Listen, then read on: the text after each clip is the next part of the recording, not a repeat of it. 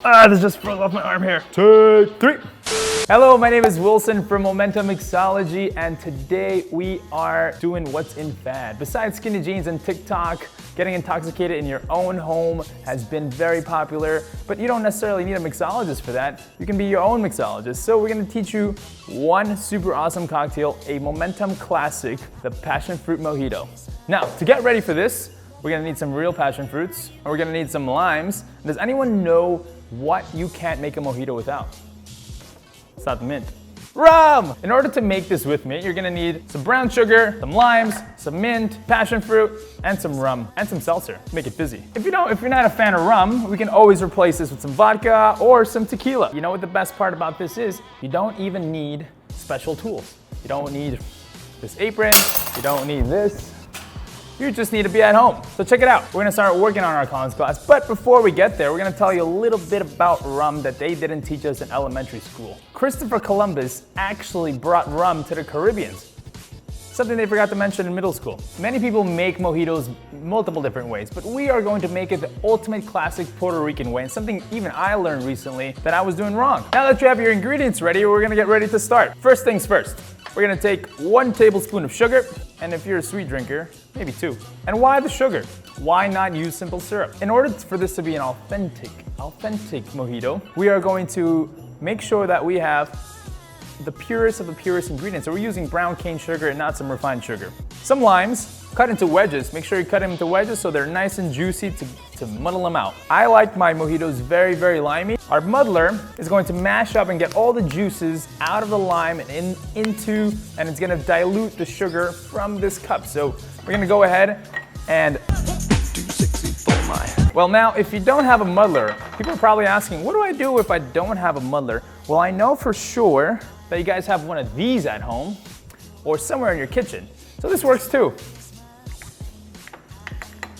So now in this class, we have sugar and lime. We have almost like a lemonade, right? So where's this actually going? Where's the mint? Why didn't we muddle the mint in the beginning, right? What's up with that? Well, we don't really want to beat up the mint, because what happens when we muddle the mint too much, we get a lot of that, we rip it apart and it gets in our teeth and it's not a good look. So we're gonna take our mint, nice little whack, which is gonna release the oils from the mint, and we'll drop it in there. The mintier the mojito, the better. We're gonna give it 2 nice light little taps. So we just release the oil. We're basically, with this muddler, we're doing exactly what we did with our hands. We're just giving it a little whack, releasing all the oils and essentials so it can bleed into our drink. And like I said, we haven't used any shaker yet. We haven't used any special equipment yet. Now, why is this called a passion fruit mojito? Where does the passion fruit come in? If you don't have any passion fruit, like real ones like these, we can use passion fruit juice. And this is where your flavor agent comes, which means that this can be replaced with mango, and what does that make it? A mango mojito. If we want to replace it with watermelon, it makes it a watermelon mojito. This is as long as you have this base. You can flavor your mojito any other way. Passion fruit comes from South America, grows in my country also, I'm Ecuadorian. So we're gonna carve out all the guts from this passion fruit. It looks icky, the texture is weird, but the uglier the texture, the more ripe the passion fruit, the sweeter you'll get it. So we're gonna drop that in there as well. And you're probably saying, get to the booze, man, get to the booze. When does the booze come in? Right about now. Whether you're using dark rum, vodka, or tequila, or your preference at home, we wanna stick with our clear spirits. Because we're working with citruses and herbs, we don't really wanna overpower it with any sweet dark liquor. We're gonna take 2 ounces of rum. You don't really want to eyeball booze because it really makes a difference on how it tastes. If you're somebody who can handle it, go for it. But I am a 2-ounce count kind of guy. 1 drink wonder. And just to recap, we got mint, lime, sugar, booze, and passion fruit for flavor. One of the most important ingredients in any drink, no matter what, is ice. It's not the same if you have vodka soda or vodka cranberry off of the freezer and pour it into a cup, because what this does is not only does it lower the temperature, it dilutes the cocktail so it has one consistent flavor, and I like chewing my ice.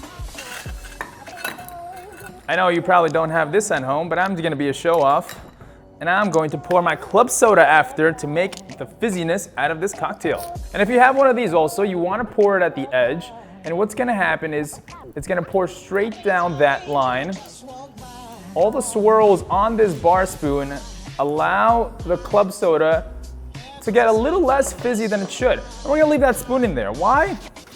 Because All the sugar and lime and the good stuff is all the way at the bottom of this glass. And we're gonna do something called churning. We're gonna turn this drink so that we get all the mint up, and everything should look like it's floating. So if you don't have a drink that looks like all the ingredients are floating, there's something a little wrong with your mojito. Voila. But there's more. What is a drink without an awesome garnish?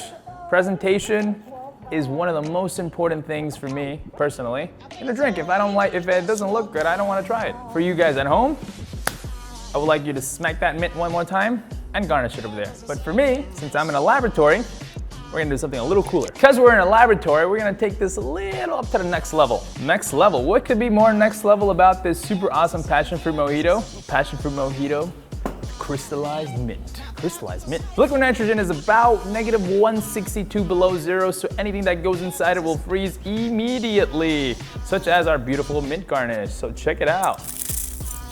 We're gonna make it rain.